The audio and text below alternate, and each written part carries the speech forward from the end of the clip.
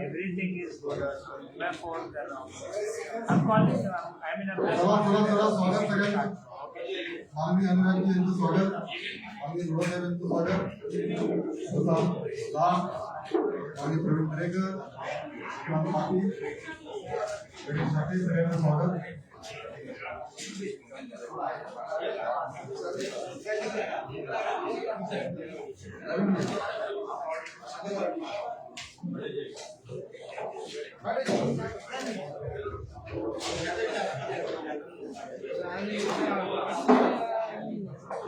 सर्व पत्रकारांचं मी मनापासून स्वागत करतो.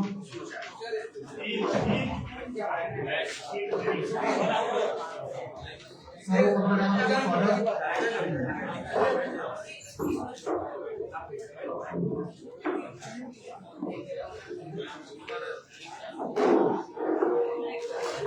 आपल्या सगळ्यांना माहिती आहे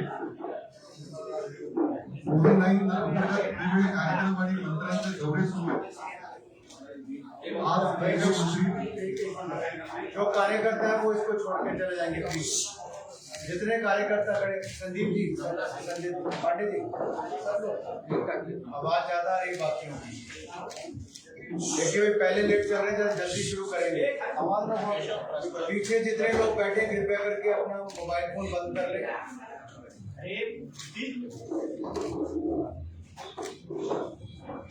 तर सगळ्यांचं स्वागत मी पहिल्यांदा करतो. व्यासपीठावर सगळे मान्यवर आहेत. आपण सगळ्यांनी बघितलं, मान्य अनुरागजी आहेत, मान्य सोळाजी आहे. या सगळ्या कार्यक्रमाचं प्रास्ताविक या निमित्ताने ही सगळी भूमिका मांडण्यासाठी मी आपले कोविड-19 चे प्रमुख जे आहेत महाराष्ट्राचे प्रवीण दरेकर याला विनंती करतो की त्यांनी प्रास्ताविक करावं आणि मग त्याच्यानंतर मान्य अनुरागजी बोलू.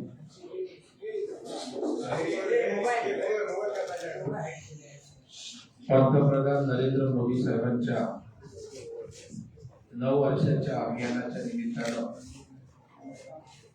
केंद्रीय नेत्यांचा मंत्र्यांचा जो प्रवास आहे त्या निमित्तानं मुंबईच्या दौऱ्यावर आलेले आमचे केंद्रीय मंत्री, तडफदार मंत्री आदरणीय अनुराग ठाकूर साहेब, त्यांच्यासोबत आलेले सन्माननीय सांसद संजय भाटिया साहेब, मुंबईचे पालकमंत्री सन्माननीय मंगल प्रभात लोढा साहेब, केशवजी उपाध्याय, सन्माननीय प्रसादजी लाड, विक्रांत पाटील, नवनाथ कृपाभैया, सर्वच मान्यवर. कारण प्रेसला संबोधित करायचं तेव्हा मी वेळ जास्त घालवणार नाही. आपल्या सगळ्यांना कल्पना आहे महाराष्ट्रामध्ये अतिशय जोरात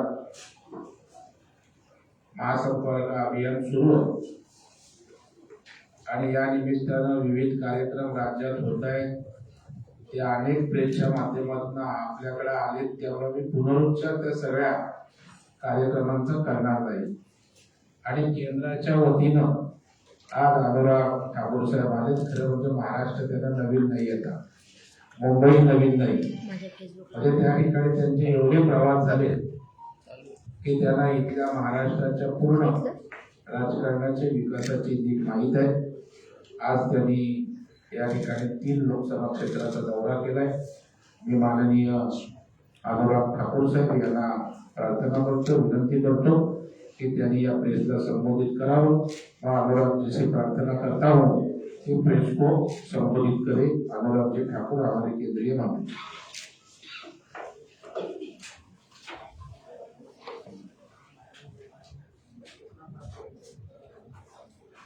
नमस्कार मित्रों, सम्मानित मंच, क्षमा चाहूँगा जो थोड़ी देरी हुई आने के लिए. आप सब मौजूद है, आप सबका धन्यवाद.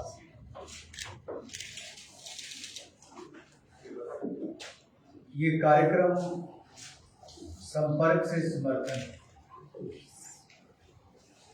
9 वर्षों की नरेंद्र मोदी जी के नेतृत्व में भारतीय जनता पार्टी एनडीए की सरकार के 9 वर्ष के पूर्ण होने पर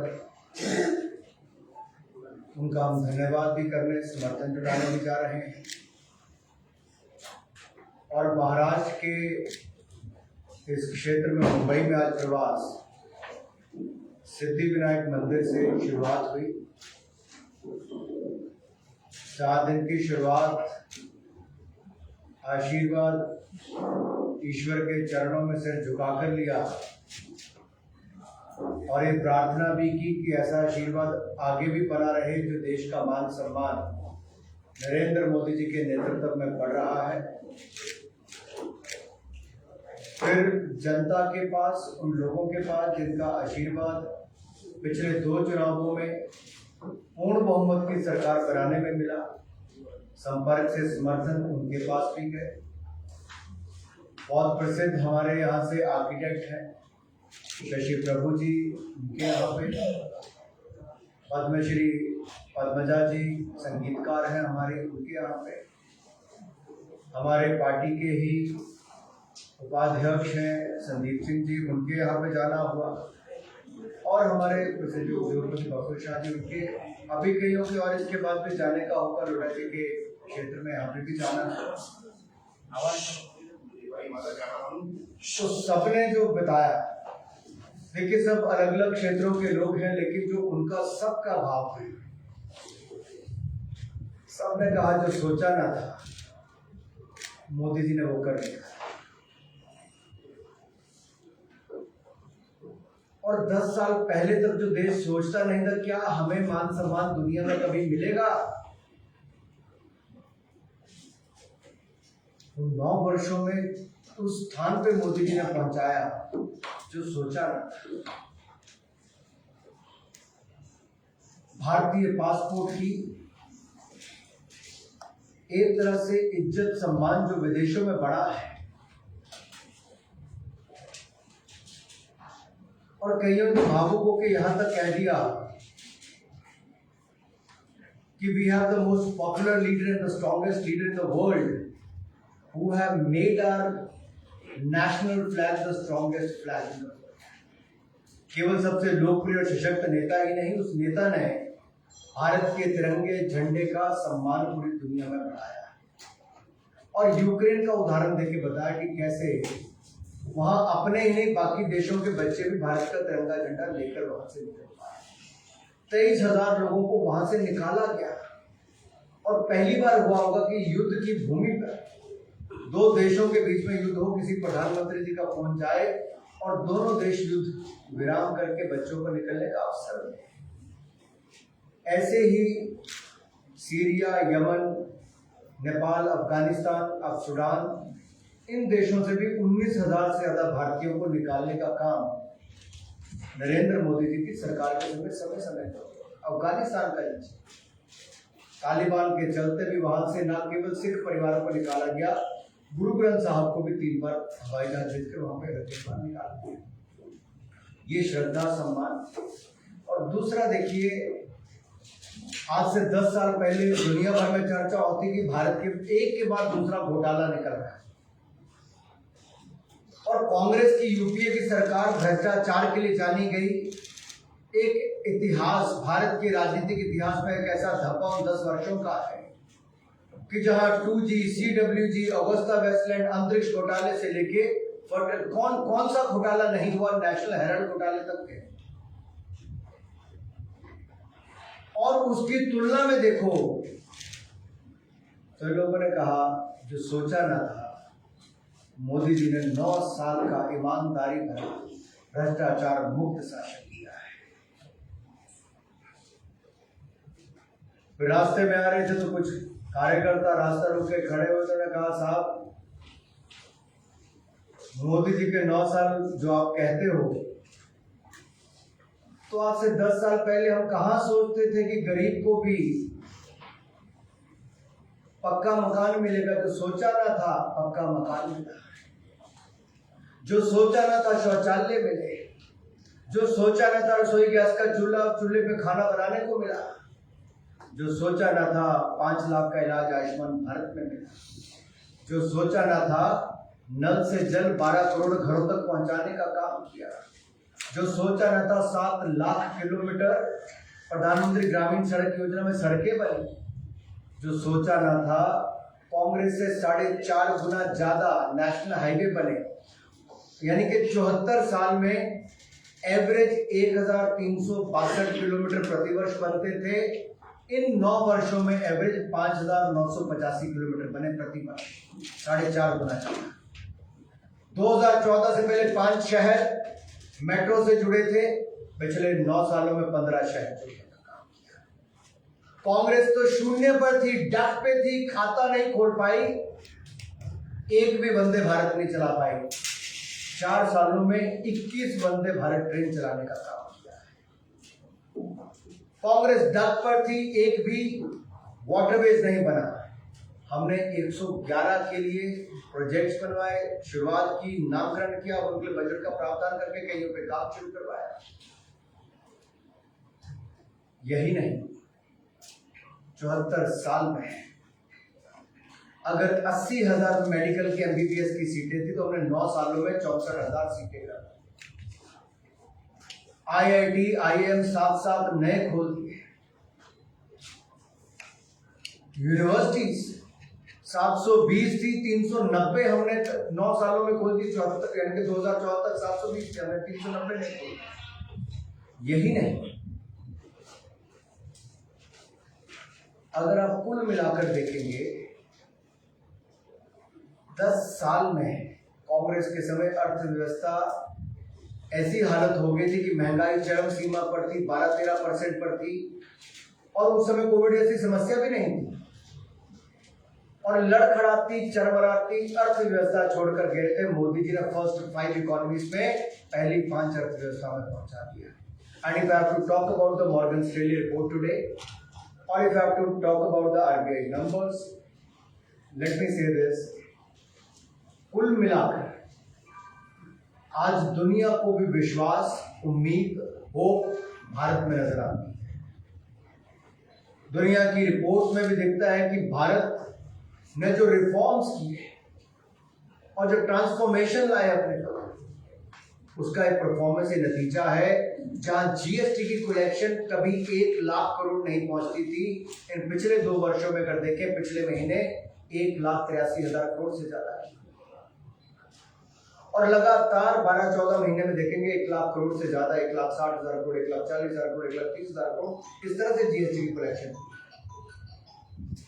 और उस समय जब हमने मुफ्त में वैक्सीन भी दी 220 करोड़, 80 करोड़ गरीबों को 28 महीने तक मुफ्त में अनाज भी दिया, 2 बार दिया। जहां दुनिया मानती है कि भारत में बहुत काम हुआ है, मेरा फिर भी मानना है अभी तो मोदी जी ने फाउंडेशन रखी, अभी तो आधार रखा है। नए भारत की बुलंद तस्वीर मॉर्गन स्टैनली की रिपोर्ट में भी दिखती है। नए भारत की बुलंद तस्वीर ये 9 साल के कामकाज में भी दिखती है। 9 भारत की बुलंद तस्वीर एक सशक्त नेता के रूप में नरेंद्र मोदी जी में भी दिखती है। जब दुनिया के नेता कहते हैं Modi is a true patriot, दुनिया भर के नेता कहते हैं कि Modi is the most loved leader in the world, वो कहते हैं, कोई पांव छूकर अभिनंदन करता है, कोई गले लगाकर अपनी सीट से उठ के करता है, तो कोई कहता है मोदी इज द बॉस। ये कोई भारतीय नहीं कह रहा, ये दुनिया के बड़े देशों के नेता, वहां के प्रधानमंत्री, राष्ट्रपति कह रहे हैं। और ये केवल मोदी जी का सम्मान नहीं, 140 करोड़ भारतीयों का सम्मान है। और इस सम्मान को हम सभी भारतीय, केवल भारतीय जनता पार्टी के कार्यकर्ता नेता नहीं, सभी भारतीय गौरवान्वित महसूस करते हैं। और ये निरंतरता, स्थिरता जो है, स्टेबिलिटी एंड कॉन्टिन्यूटी जो है, ये बरकरार रखेंगे। ये 9 वर्ष क्योंकि निर्णायक सरकार रही, क्योंकि पूर्ण बहुमत की सरकार, डिसाइसिव लीडरशिप थी, निर्णायक सरकार थी, नेता मजबूत था। और आज मैं कह सकता हूं, हम दुनिया की उम्मीदों पर खरा उतरेंगे। दुनिया को जो हमसे उम्मीद है, हम उस पर खरा उतरेंगे। केवल $5 ट्रिलियन इकोनॉमी हमारा लक्ष्य नहीं है। हम तो विकसित भारत बनाने के साथ साथ गरीबों के उत्थान के लिए काम करेंगे। मैं आपसे एक छोटी सी बात कहना चाहता हूं, ये जब हम कहते हैं 9 वर्षों की पहचान, सेवा, सुशासन, गरीब कल्याण, मोदी जी ने जब पहला अपना भाषण दिया था तो कहा था, मेरी सरकार गरीब की, वंचित की, शोषित, पीड़ित महिला, मजदूर, जवान, किसान की। आज हर कोई कहता है ये मेरी सरकार है, ये मोदी सरकार है। और ये सेवा भाव पहले दिन से नजर आता है, जब प्रधानमंत्री ने कहा था मैं प्रधानमंत्री नहीं, प्रधान सेवक के रूप में काम करूंगा। फिर हमने कहा था भ्रष्टाचार मुक्त शासन देंगे। हमने टेक्नोलॉजी का उपयोग भी किया, ट्रांसपेरेंसी भी लाए, अकाउंटेबिलिटी भी तय की, यानी कि पारदर्शिता, जवाबदेही सिस्टम की तय, और 9 सालों में कोई भ्रष्टाचार नहीं किया। दूसरा, टेक्नोलॉजी का जब हमने कहा कि डिजिटल इंडिया, तो कांग्रेस मजाक उड़ाती थी, कहती थी क्या डिजिटल इंडिया। जब हमने बैंक खाते खोलने की बात की तो कहते गरीब को क्या अर्थव्यवस्था के साथ जोड़ोगे। आज मैं सीना ठोक के कह सकता हूँ 48 करोड़ बैंक खाते खोले जनधन योजना में, 2 लाख करोड़ रुपया इकोनॉमी में आया, 2 लाख करोड़ रुपया बैंक खातों में जमा है, which became the part of the economy. दूसरा, डिजिटल पेमेंट सिस्टम। आज यूपीआई भीम की चर्चा दुनिया भर में है। डिजिटल पेमेंट्स की 40% दुनिया की डिजिटल पेमेंट्स केवल हिंदुस्तान में होती है।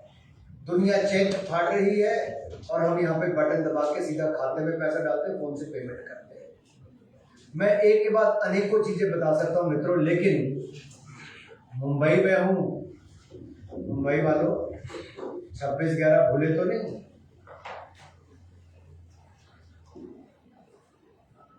क्योंकि सुरक्षा के बिना कुछ नहीं। 26/11 का हमला मुंबई में हुआ तो उस समय की सरकार मौन हो गई, साइलेंट मोड पे चली गई, कुछ नहीं कर पाए, कमजोर दिखी। आज की सरकार साइलेंट मोड पे नहीं, स्ट्राइकिंग मोड पे जाती है, चाहे सर्जिकल हो या एयर स्ट्राइक हो। देश अपने आप को ज्यादा सुरक्षित महसूस करता है, पहले की तरह नहीं कि जहां दिल के वहां बम धमाके हुए। कार्रवाई नक्सलवाद के खिलाफ भी, आतंकवाद के खिलाफ भी खड़ी की गई है। रक्षा उपकरण का उत्पादन, डिफेंस इक्विपमेंट का प्रोडक्शन घर पे होना शुरू है। देश में आत्मनिर्भर भारत, 1 लाख करोड़ की प्रोडक्शन हुई पिछले साल, 1 लाख करोड़ से ज्यादा, 16,000 करोड़ का एक्सपोर्ट हुआ है, 400 आइटम्स का इंपोर्ट बंद कर दिया है। और यही नहीं,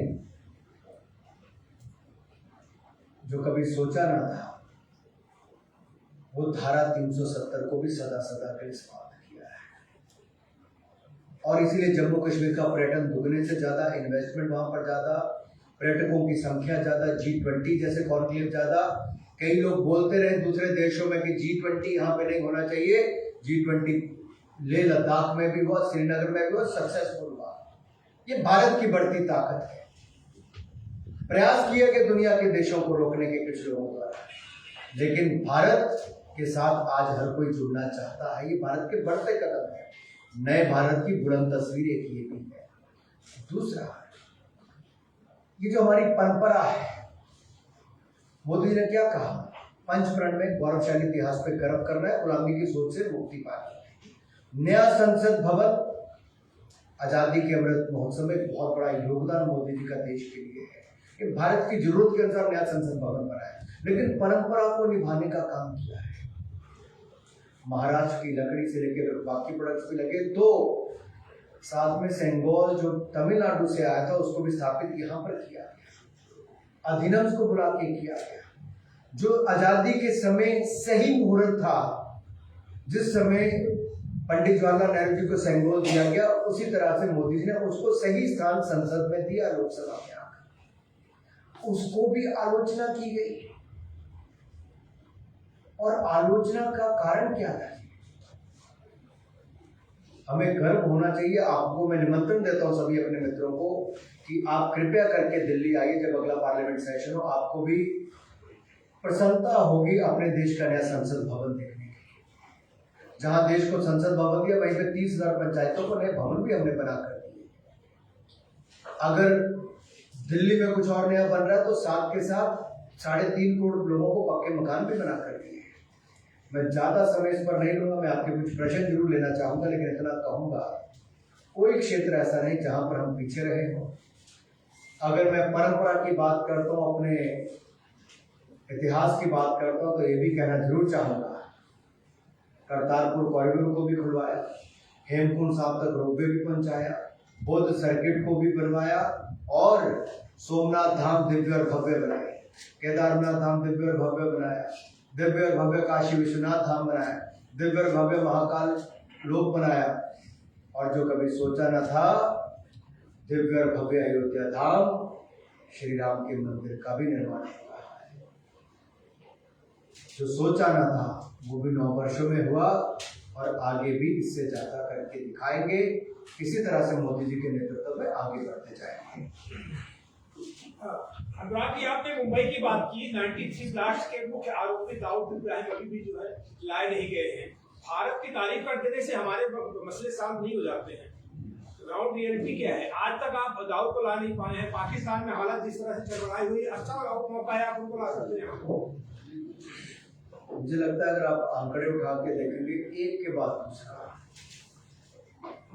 चाहे कोई इकोनॉमिक ऑफेंडर हो या चाहे कोई आतंकवाद की बात हो, काले धन के खिलाफ भी, आतंकवाद के खिलाफ भी, अगर दुनिया के पटल पर बड़ी गंभीरता के साथ किसी ने बात रखी तो नरेंद्र मोदी जी ने, और दुनिया ने उस बात का समर्थन भी किया, आतंकवाद के विषय पर भी और काले धन के विषय पर भी।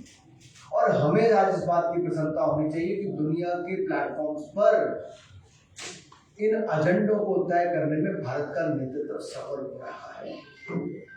और मैं कहना चाहता हूँ, हमने लगातार प्रयास भी किए और हमने कानूनों में जो परिवर्तन करना था वो भी किया। इकोनॉमिक ऑफेंडर्स बिल भी हम पार्लियामेंट में लाए, जितने सबके खिलाफ वो भी किया और आतंकवादियों के खिलाफ भी लगातार कर रहे हैं।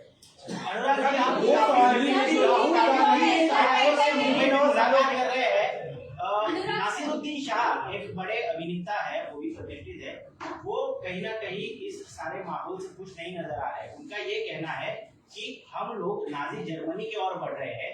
केरल स्टोरी जैसी मूवी जो है वो लोग देखना चाहते हैं, अच्छी फिल्में नहीं देखना चाहते, और माहौल जो है बहुत घृणास्पद हो गया है। नासिरुद्दीन शाह ने आगे कहा, हिटलर की तरह उन्होंने कंपेयर किया है कि हिटलर के दौर में जी रहे हैं।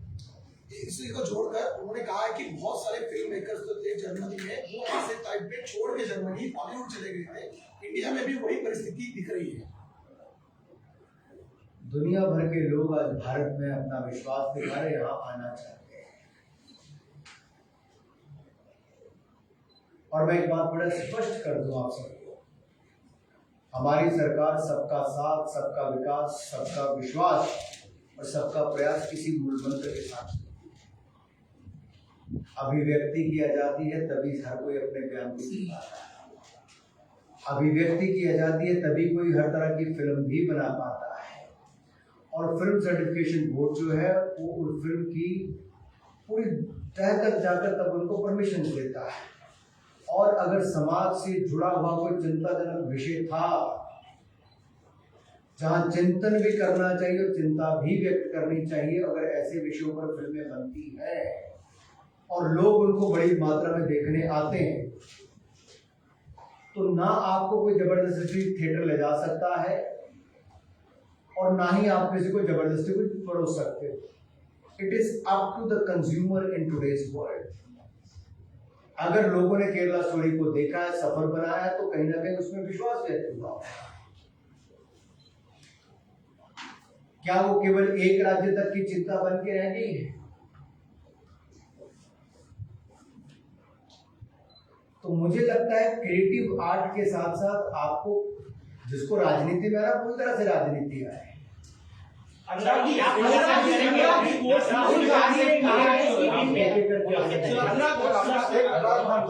आप विदेशों का जिक्र कर रहे हैं। राहुल गांधी ने हाल ही में बयान दिया है जिसमें वो कहते हैं कि मुझसे पहले गुरु नानक ने भारत जोड़ो यात्रा शुरू की थी।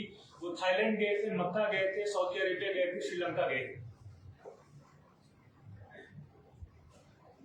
कहना क्या चाहते हो?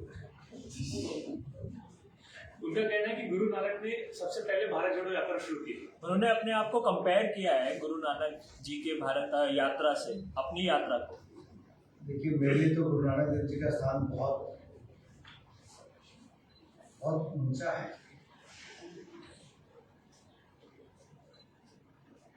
और मैं तो नहीं समझता किसी को अपने आप को गुरु नानक देव जी के साथ कंपेयर भी करना चाहिए। जिस प्रकार के बयानात राहुल गांधी दे रहे हैं प्रधानमंत्री को लेकर के, और गुरुओं ने तो भारत को जोड़ने का ही काम किया उस समय के लिए, और ये जो काम कर रहे हैं वो आप सबको दिख ही रहा है।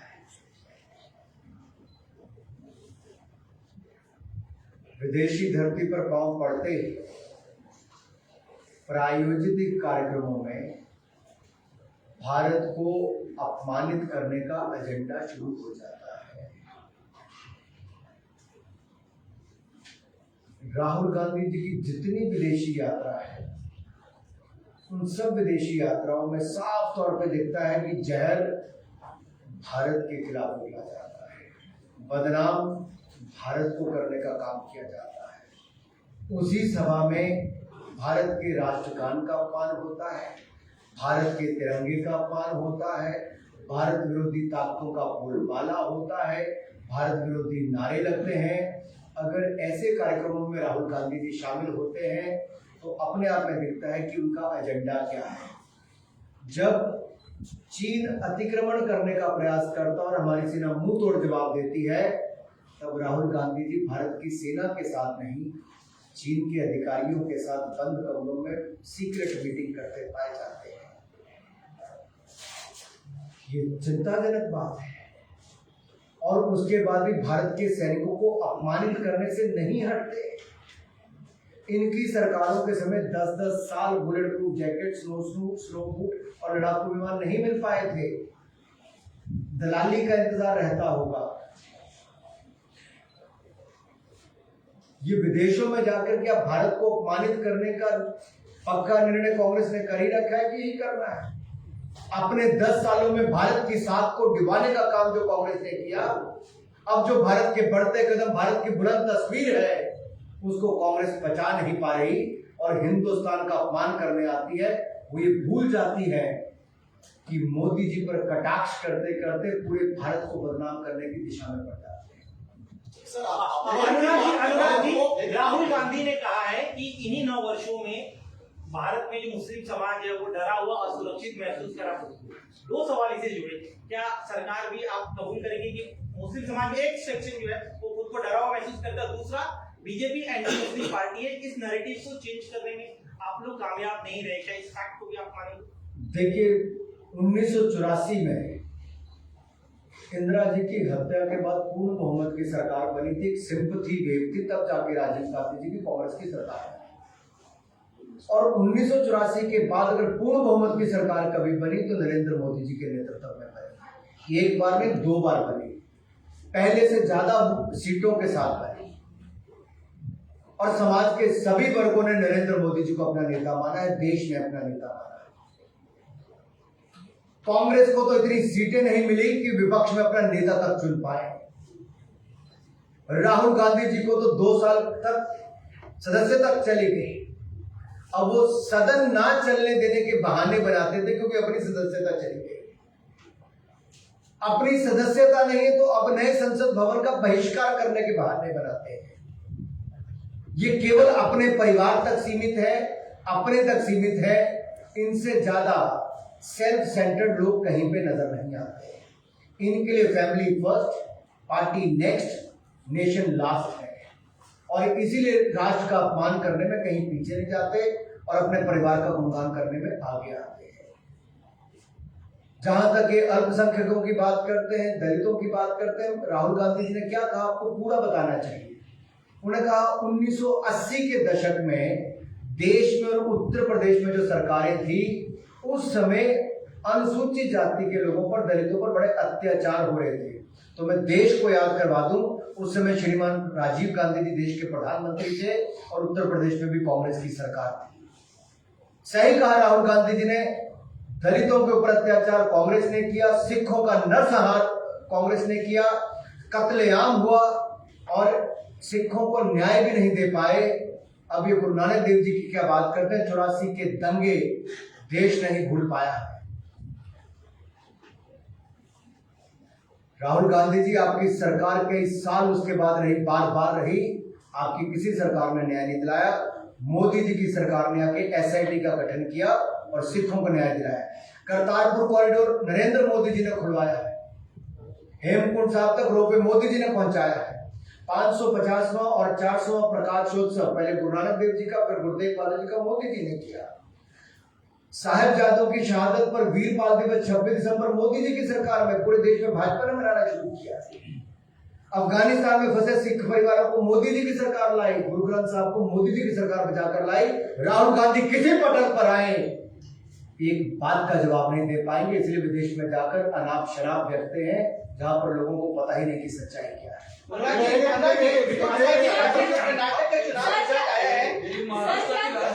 क्या दिल्ली में बैठे प्रोटेस्टर को न्याय मिलेगा? कौन प्रोटेस्टर? जो रेसलर में उन्हें न्याय मिलेगा? देखिए, हमारी सरकार में खेल और खिलाड़ियों के लिए बहुत काम हुआ। Target Olympic podium scheme Narendra Modi ji की सोच थी, तो पोडियम में मेडल्स कई गुना ज्यादा जीते। भारत का देखिए रिकॉर्ड, टोक्यो ओलंपिक्स में 7 मेडल, पैरालंपिक्स में 19 मेडल, डेफलिम्पिक्स में 20 मेडल, आज तक के सबसे ज्यादा मेडल। फिर कॉमनवेल्थ गेम्स में 61 मेडल, बीच में 22 गोल्ड मेडल, और अभी भी वर्ल्ड कप में वुमेन वर्ल्ड बॉक्सिंग चैंपियनशिप में 4 गोल्ड मेडल भारत की महिलाओं ने जीते। सरकार ने लगातार खिलाड़ियों के लिए बजट भी बढ़ाया, सुविधाएं भी बढ़ाई, प्रशिक्षण भी बढ़ाया, और मैं कह सकता हूं कांग्रेस के समय मात्र 400-500 करोड़ के प्रोजेक्ट चल रहे थे, आज 2700 करोड़ रुपए से ज्यादा के नए इंफ्रास्ट्रक्चर बन रहे हैं, 1000 खेलो इंडिया सेंटर बन रहे हैं, और 23 नेशनल सेंटर ऑफ एक्सीलेंस हमने बनाकर दिए। कई सारे ट्रेनिंग सेंटर चल रहे हैं। बजट भी 874 करोड़ से बढ़ाकर 2782 करोड़ कर दिया, 3 गुना से ज्यादा। यही नहीं, खिलाड़ियों को मान सम्मान मोदी जी की सरकार ने जितना दिया वो शायद पूर्व में उतना कभी ना मिला। जहां तक रेसलर्स की बात आती, मैं इतना कहूंगा, जनवरी महीने में जिस दिन उन्होंने बात उठाई, अगले दिन मैं उनसे मिला भी, उनकी मांग कमेटी गठित करने की थी, हमने बनाई भी। उन्होंने एक और मेंबर ऐड करने के लिए कहा, हमने वो भी कर दिया। कमेटी ने 14 मीटिंग्स कर दी, खिलाड़ियों की पूरी बातें सुने, उनके रिकॉर्ड दर्ज किए, और अपनी रिपोर्ट देने के बाद जब डिपार्टमेंट ने उसका अध्ययन किया तो हमने इंडियन ओलंपिक एसोसिएशन को कहा कि आप एक कमेटी ऑफ एडमिनिस्ट्रेटर बनाएंगे ताकि रेसलिंग फेडरेशन ऑफ इंडिया की डे टू डे एक्टिविटी वो करे, और रेसलिंग फेडरेशन ऑफ इंडिया की डे टू डे एक्टिविटी हमने बंद कर दी। अब रेसलिंग फेडरेशन का कोई भी पदाधिकारी कोई भी अपने पद पर रहकर काम नहीं कर रहा है। जितने अभी भी सिलेक्शन ट्रायल्स हुए, हजारों बच्चों ने ट्रायल किए, बहुत शानदार सफल ट्रायल, बच्चों के कैंप चल रहे हैं। अभी अगले ट्रायल्स 5 तारीख को होने वाले 2604 एथलीट्स ने, रेसलर्स ने और रजिस्ट्रेशन कराई, जो ट्रायल्स सोनीपत में देने आ रहे हैं। यही नहीं, सुप्रीम कोर्ट में दिल्ली पुलिस ने कहा FIR दर्ज करेंगे, उन्होंने FIR दर्ज कर दी। सुप्रीम कोर्ट जो देश का सबसे बड़ा कोर्ट है, वहां पर कहा गया कि आपकी अगली कुछ होगा तो आप मैजिस्ट्रेट के पास जाइए। जो हमारे रेसलर्स ने कहा, हमने उनकी बातें सुनी भी, मानी भी, उस पर कार्रवाई की। अब आप सब यहाँ पे बहुत समझदार लोग बैठे हैं। आखिरकार पुलिस जब जांच कर रही है तो पुलिस जांच की प्रक्रिया को पूरे होने देना चाहिए कि नहीं होने देना चाहिए। कानून भी यही कहता है कि जांच हो, चार्जशीट फाइल हो, उसके बाद अगली कार्रवाई हो। जो कानून कहता है उसके अनुसार हम बिल्कुल कर रहे हैं। मेरा अपने खिलाड़ियों से इतना ही निवेदन है कि सरकार ने खेल खिलाड़ियों के लिए बहुत कुछ किया है, और हमने उनकी बात बहुत गंभीरता से ली।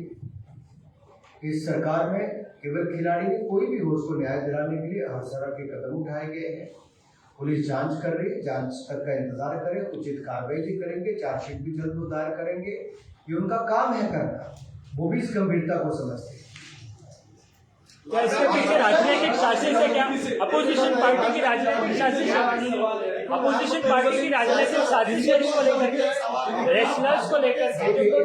एक मिनट सुनो भाई, मुझे कोई जल्दी नहीं, आपको क्या जल्दी, आप पूछिए। सुनो, विपक्षी दलों की राजनीतिक साजिश है क्या इसको लेकर के जो प्रोटेस्ट हो रहा है दिल्ली में? देखिए, आप इसको कुछ भी कहिए, बहुत सारे लोग अपने अपने बयानबाजी करते हैं, मैं सिर्फ इतना कहूँगा। अब आपने ही अपने सवाल में कह दिया कि पहले राजनीतिक पटल नहीं था तो राजनीतिक लोग क्यों आए, मुझे इस बात में नहीं जानना है। मेरा सिर्फ इतना है कि प्रक्रिया क्या है। प्रक्रिया यह है कि FIR दर्ज की गई, जांच चल रही है, चार्जशीट दायर होगी, उसके बाद अगली कार्रवाई होगी। तो जांच पूरी होने तक का इंतजार करना चाहिए। आपके ऊपर भी मुकदमा होगा, तब भी जांच होगी पहले, फिर एक अगली कार्रवाई होती है, सभी के ऊपर वो है। आखिरकार कानून तो सबके लिए एक जैसा ही रहेगा, और हम भी चाहते हैं हर किसी को न्याय मिले, उचित जांच हो। हम साथ में जांच करने के, इसलिए सरकार जांच करवा रही है। और देश का कानून यही है, आप किसी के पास जाइए, पुलिस अधिकारी के पास, एडवोकेट के पास, किसी के पास, अगर आपके खिलाफ भी कोई इस तरह का होगा तो उसमें जांच ही होगी। और मैं विश्वास दिलाता हूँ निष्पक्ष जांच होगी, भरोसेमंद जांच होगी, चार्जशीट भी दर्ज जाहिर होगी और अगली कार्रवाई भी होगी। सर लेकिन आप महाराष्ट्र की जो महिला सांसद है सर प्रीतम मुंडे ने एक मिनट अपना होता है भाई, व्यक्ति कौन क्या कहता है, मैंने इसलिए कहा, सुनिए भाई साहब, सर आप एक मिनट सुनो, मैंने सवाल सुन लिया आपका। विपक्ष का कहता है, हमारे पक्ष का कहता है, कोई खिलाड़ी कहता है, कोई भी कुछ कहता है। मैंने आपको वास्तु स्थिति बताई है कि भारत सरकार ने खेल खिलाड़ियों के लिए क्या क्या किया है, और भारत सरकार खेल और खिलाड़ियों को लेके बहुत संवेदनशील तरीके से हमें विषय को लिया भी है, उचित कार्रवाई भी की है, और हम लोग खेल को बढ़ावा देना चाहते हैं, खिलाड़ियों के साथ हम लोग खड़े हैं। और मैं इतना कहना चाहता हूँ, न्याय हर किसी का हक है, आपका भी है, खिलाड़ियों का भी है, आरोपी का भी, सबका जो है, लेकिन जांच तो होने दीजिए। जांच हो रही, जांच पूरी हो रही है। भ्रष्टाचार का नहीं का सर सवाल ये है 9 साल से जुड़ा हुआ कुछ है, पूछो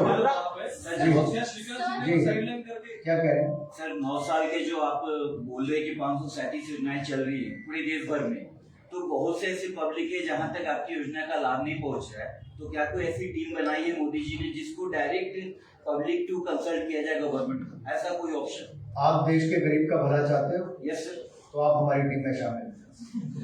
सर मैं दिल्ली से और इसलिए मैं इसलिए कहता हूं क्योंकि देखिए, आज इंफॉर्मेशन टेक्नोलॉजी का ये जमाना है कि आप एक छोटी छोटी स्टोरी पे डालेंगे, किसी को शौचालय मिला, पक्का मकान मिला, बिजली का कनेक्शन मिला, एलईडी के बल्ब मिले, रसोई गैस का सिलेंडर मिला, पानी का कनेक्शन मिला, 5 लाख का इलाज मिला, मुफ्त में इलाज मिला, और वैक्सीन भी मुफ्त में मिली, तो एक परिवार को कितना कुछ मिला। अगर आप इनकी छोटी छोटी स्टोरी डालोगे तो दूसरा भी रिलेट करेगा, हाँ मुझे भी मिला है, ये मेरी सरकार है, ये मोदी सरकार है। तो देखिए, हम सबका दायित्व बनता है कि इन योजनाओं को जन जन तक पहुंचाए। सरकार भी पहुंचा रही है, और मैं आप सबसे भी निवेदन करता हूँ जन जन तक राहुल गांधी जो है देश की धरती पर भारत का अपमान कर इस तरह का आरोप आप लगा रहे हैं, लेकिन विपक्ष कह रहा है कि देश में जो समस्याएं हैं उसके बारे में अगर भारतीयों के सामने कोई अपनी नेता बात रखता है तो देश का अपमान कैसे होगा? आपका क्या कहना है इस पर? चलिए साहब, और कोई? अभी कर्नाटका में कांग्रेस से चुनाव जीता है, विपक्ष और कांग्रेस ये बोला कि 2024 का जो रिजल्ट होगा ना पूरा का पूरा चेंज हो जाएगा कर्नाटका चुनाव को लेकर। नहीं सर, पिछले 6 माह में बीजेपी सरकार जो है अपनी 2 राज्यों में चुनाव हारी है, एक आपका गृह राज्य भी है उसमें कर्नाटक। या लगता है आपको इन 9 सालों की जो आप उपलब्धियां गिना रहे हैं, आप लोगों तक पहुंचने में कामयाब नहीं? देखिए, राज्य के चुनावों में स्थानीय विषय भी महत्वपूर्ण, स्थानीय मुद्दों पर चुनाव लड़े जाते हैं। और मैं कहना चाहता हूँ, अगर आप 2018 को भी देखेंगे और उसके बाद के 2019 के नतीजों को देखेंगे तो मुझे कहने की जरूरत नहीं है।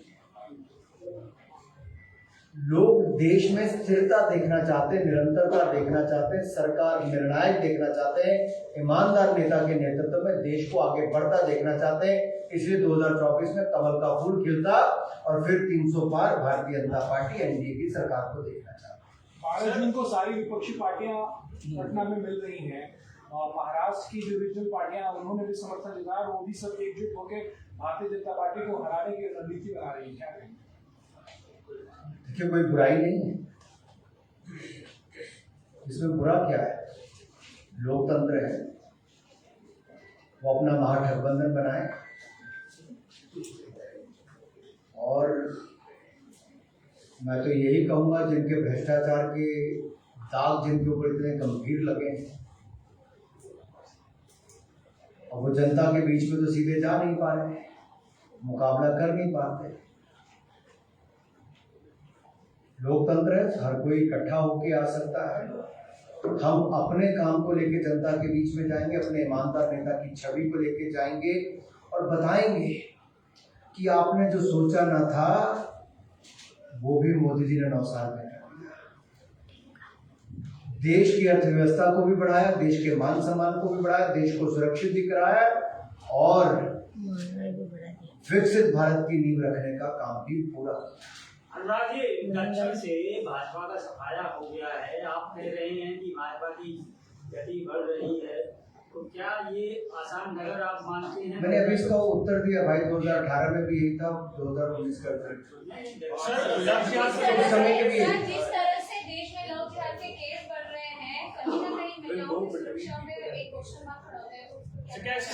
क्या कानून सरकारी हो तब तक इसे अमल किया जाएगा? चलिए आप और द लास्ट प्रश्न होता बस खूप पुरेसे प्रश्न झाले। देखिए, जागरूक रहिए, जागरूकता बहुत इम्पोर्टेंट है और सुरक्षा भी बहुत इम्पोर्टेंट है। आप जागरूक करते रहिए। सर, हाल के दिनों में कैसे जागरूक रहे? सर, लास्ट महाराष्ट्र शहर राज्य में 2-3 शहरों के नाम बदले गए हैं, क्या योगी मॉडल महाराष्ट्र में अपनाया जा रहा है? क्या संदेश देने की कोशिश की जा रही है? देखिए, अगर मैं उदाहरण के तौर पे कहूँ प्रयागराज, तो बुराई क्या है? स्वागत करिए भाई, धन्यवाद। संदेश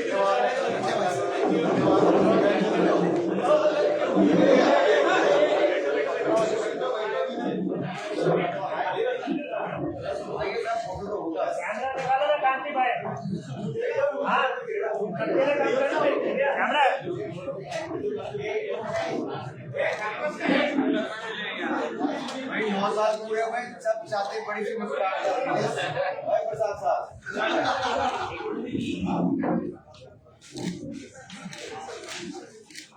धन्यवाद साहब सबका, ऐसे जुड़ते रहिए, हमें बार बार आशीर्वाद दीजिए। धन्यवाद।